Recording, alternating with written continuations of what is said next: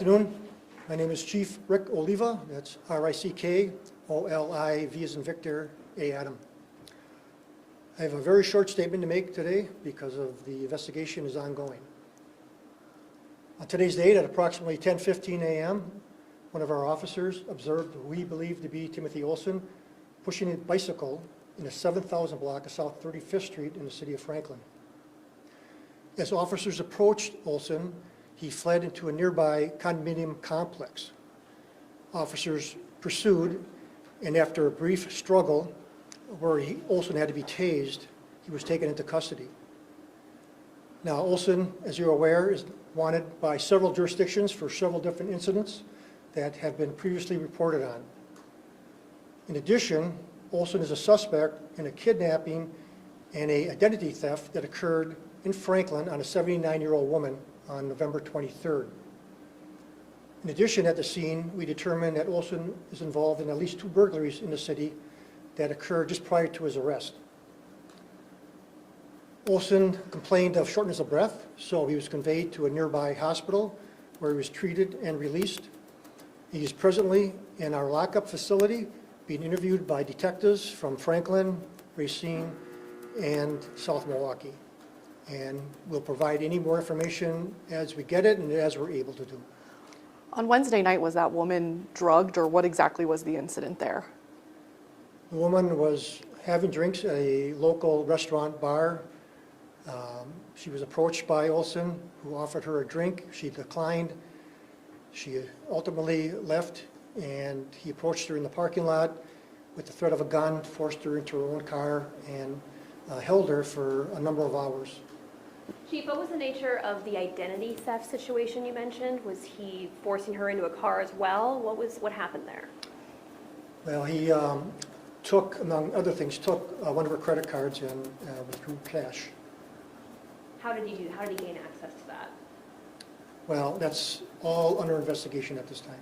Chief, what can you tell us about charges? I know there's a lot of jurisdictions here and a lot of different incidents. What do we know about what's coming? As I said, as of today, right now, our charges are going to be kidnapping, identity theft, and burglary. And I'll leave it up to the other jurisdictions to comment on what they have. Again, these are active investigations.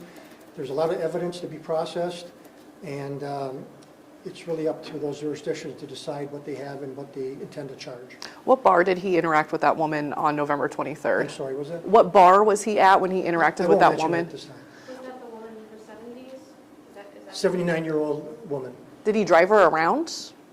Yes, he did. to ATMs? Well, at least one, but again, this is all under investigation. Can you talk about the work that was put in to catch this guy? And you must be glad that he's off the street now.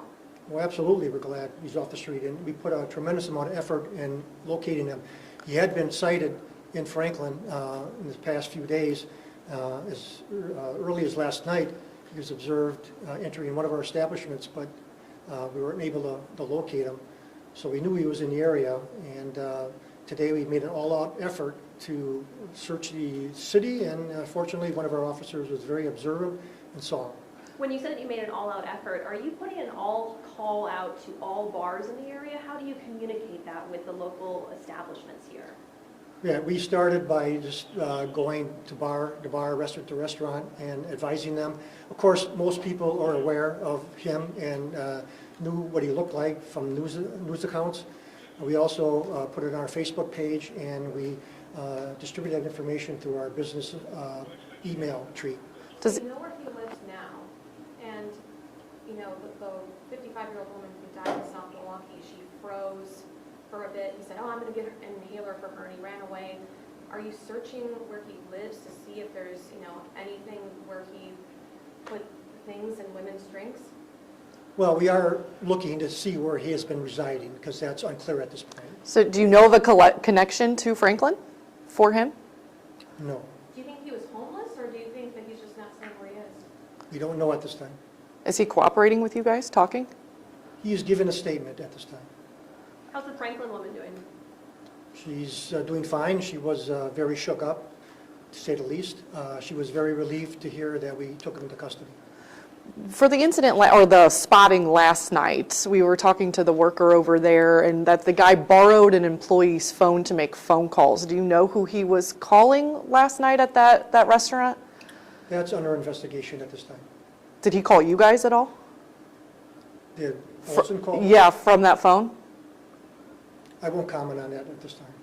Any indication why he was still in the area? It's been all over social media, the bars are looking for him, everyone seems to be looking for him, and he still stayed in the area. Good question. We're interested in finding that out too, but we don't have an answer to that. Can you tell me, like, what his attitude is now? You know, is he telling you what his motive was in all of this? What is he telling you? Is he cooperating with you? All I'll say is giving a statement to detectives at this time. That's all I can say at this time. Message to the public. A lot of people are interested in this case and we're concerned. What do you want the public to know tonight? Obviously, you have to be very careful on who you meet, especially on dating apps, and just be extra cautious. Maybe on a first date, go with a friend, and just be very careful who you leave an establishment with and what you're drinking. So what charges could he face? Franklin Police Department will be pursuing charges of kidnapping, identity theft, and burglary at this time. And do you know what the other jurisdictions are doing? No. Chief, has he confessed, and what has he confessed to? As I said, he's given a statement to detectives at this time, and I don't have actually all the answers on what he's telling them at this I time. mean, the woman in her 70s, what a terrifying time for her. Was he aggressive to her? Was she injured? What did he say to her? Well, I won't get into all that. It all goes toward the evidence of what occurred, and so I will leave that to a later time. What's next? I mean, when will we see him go through intake court, or when will we see these charges officially filed? Yeah, we'll be bringing him in front of the district attorney in the next day or two, depending on, again, how long this current investigation goes. And then, of course, the other jurisdictions will need to proceed on their potential charges, and it's hard to tell how long. I would imagine it may take a bit, because I know there's a lot of physical evidence that the other jurisdictions have to process, and that may take some time.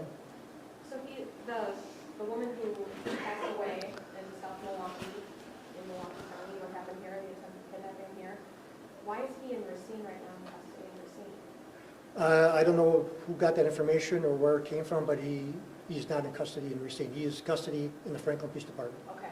Chief, are you content with how this search went? It's hard to find somebody who doesn't want to be found. It's been a couple of weeks. What are you taking from this search for next time?